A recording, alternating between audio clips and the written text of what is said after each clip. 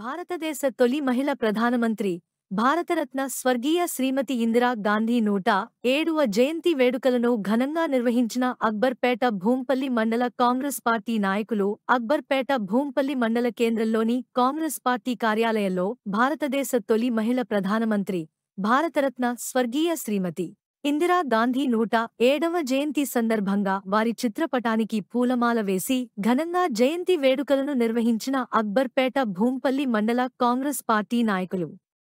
ఈ సందర్భంగా దుబ్బాక బ్లాక్ కాంగ్రెస్ అధ్యక్షులు పాతూరి వెంకటస్వామి గౌడ్ మాట్లాడుతూ ఇందిరా గాంధీ గారి జయంతి సందర్భంగా తెలంగాణ ప్రభుత్వం జాతీయ సమైక్యత దినోత్సవంగా జరుపుకుంటుందని తెలిపారు. దేశంలోని పేద ప్రజల కోసం కానా మకాన్, భోజనము, ఇల్లు ప్రతి పేదవారికి అందించిన ఘనత ఇందిరాగాంధీకి దక్కుతుందన్నారు.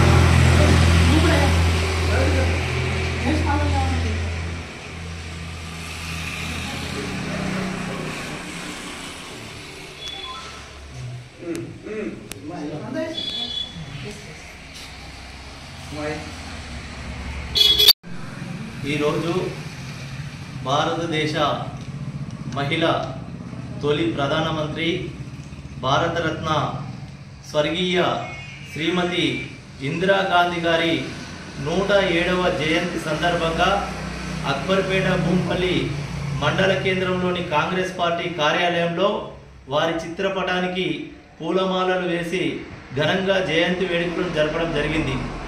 ఈరోజు తెలంగాణ రాష్ట్ర ప్రభుత్వము ఇందిరాగాంధీ గారి జయంతి సందర్భంగా ఇందిరాగాంధీ గారి జాతీయ సమైక్యత దినోత్సవం జరుపుకోవడం జరుగుతోంది.